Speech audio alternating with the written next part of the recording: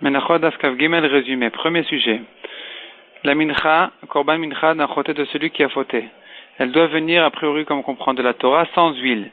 S'il a quand même mis de l'huile, nous avons une marloquette entre Rabbi Yochanan qui dit que c'est pas soul, et Resh Lakish qui dit au contraire, il faut, même les chatrila, il faut mettre un peu d'huile. Deuxième sujet.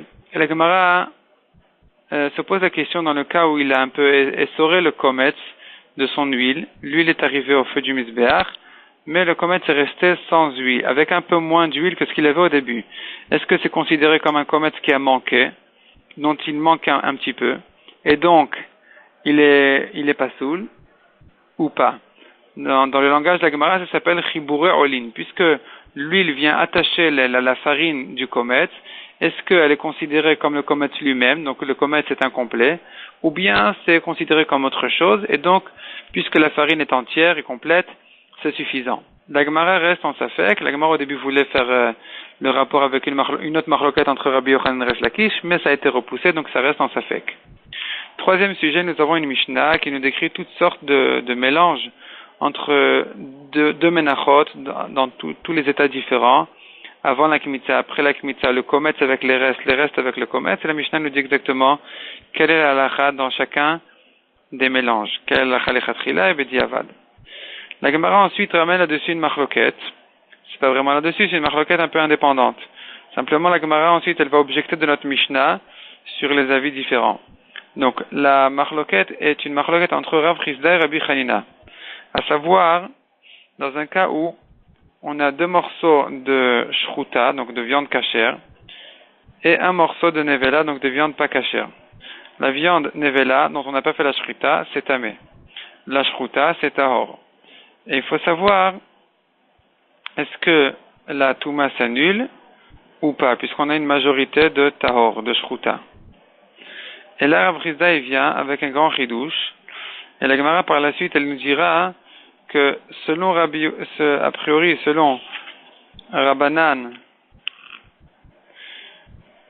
ça doit s'annuler, parce que Rabbanan disent que seul ce qui va au misbéach ne s'annule pas, mais ce qui ne va pas au misbéach, ça s'annule, même si c'est la même espèce. Donc la majorité toujours annule la minorité. Mais selon Rabbi Yehuda, qui dit que min bemino lo batel, donc Rabbi Yehuda pense que si c'est la même espèce, ça ne s'annule pas. Or ici c'est la même espèce, ça c'est de la viande, ça c'est de la viande. Le fait que ce soit tahor et tamé, c'est a priori quand même considéré comme la même espèce. Cependant, viennent Rav Chisda et Rabbi Hanina, ils se basent sur une certaine braïta de Rabbi Chia, et ils disent que pas dans tous les cas on considère les viandes comme la même espèce. Ça dépend toujours, est-ce que un des deux côtés, donc le tamé ou le tahor, peut devenir comme la deuxième chose. Simplement, Rav Chisda et Rabbi Hanina sont en marloquette. Est-ce qu'on se fie au mevatel, à ce qui vient annuler, à la majorité, et c'est ça qu'on doit juger, est-ce que ça peut arriver à l'état de la minorité?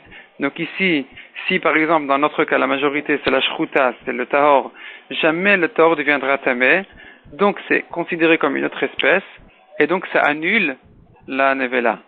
Tandis que selon Rabbi Hanina, on va selon le batel, on va selon la minorité, on se fie à vérifier la minorité, est-ce que elle peut arriver à l'état de la majorité, oui ou non. Et donc, puisque ici, dans notre cas, par exemple, la nevela, elle pourra oui devenir un jour tahor, une fois qu'elle va s'abîmer, cette viande-là, sa touma va s'envoler d'elle. Et donc, puisqu'un jour ça deviendra tahor, c'est considéré comme la même espèce, et donc ça ne s'annule pas. Et inversement aussi, donc toujours dans tous les cas, selon Rav Chisda, on se fie à la majorité, au mevatel. Selon Rabbi Hanina, on se fie au batel. Donc dans le cas inverse, ce sera pareil. C'est-à-dire dans le cas où on a un rov de nevela, selon Rav Chisda, c'est batel. Un rov de tamé, selon Rav Chisda, c'est batel.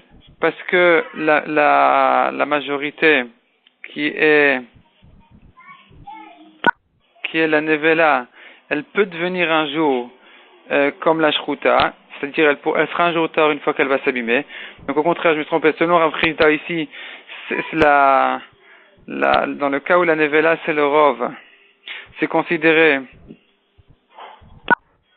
comme la même espèce, et c'est pour ça que la shruta ne s'annule pas dans la nevela, et donc le taor reste taor, et tandis que selon Rabbi Hanina, il s'annule, puisqu'on va selon la minorité, selon ce qui doit s'annuler.